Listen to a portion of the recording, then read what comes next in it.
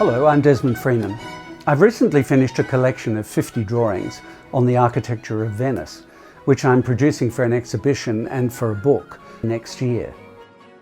In these drawings, I rely greatly on architectural rendering for fairly simple things like a painted wall, for brickwork, and sometimes for textured stucco on the sides of a building.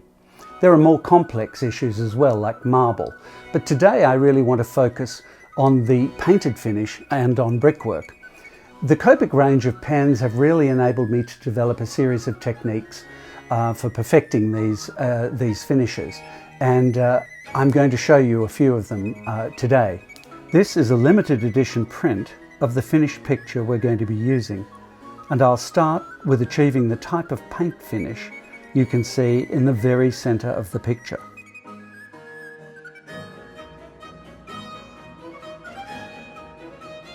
I'm using warm grey number 2, W2, for the base colour of the wall.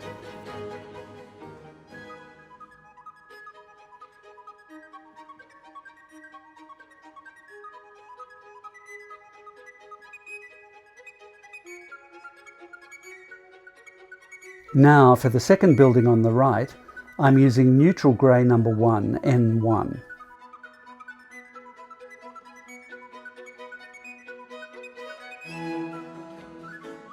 It's important before adding any shadows to these walls that you achieve some variation in the texture of the wall using the colourless blender sparingly. This will overcome a flat and lifeless look to the wall surface. And now the same effect using the colourless blender sparingly on the lighter grey building. And now for the shadow effects. Select a direction for the light source, in this case the sun of course, and use that consistently throughout the picture. Wherever any element of the building protrudes from the wall surface, it will cast a shadow on the face of the wall. I'm using warm grey 4, W4 for the right hand building and C4 for the left hand building.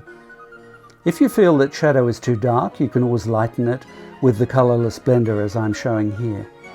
It's important when selecting colours for the shadows that you select darker colours from the same colour group. The Copic numbering system makes this very easy by using letters to identify colour families. Rendering brickwork can vary from extremely detailed to a very simple suggestion of brickwork, using a few colours to create the effects. First, I'm going to select a base colour for the walls of the building, realising that the wall on the left-hand side will be in shadow. For this, I've selected Brick Beige E31. The wall in shadow to the left of this will have 2 coats or more of Brick Beige and possibly a coat of neutral grey number 1, N1, to add the shadow effect.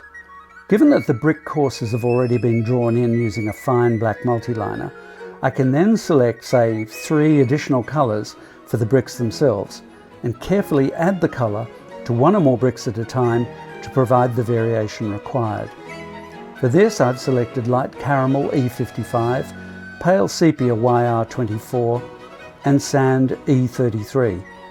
You can see from the final drawing that to render terracotta roof tiles is a very similar process to that of the bricks.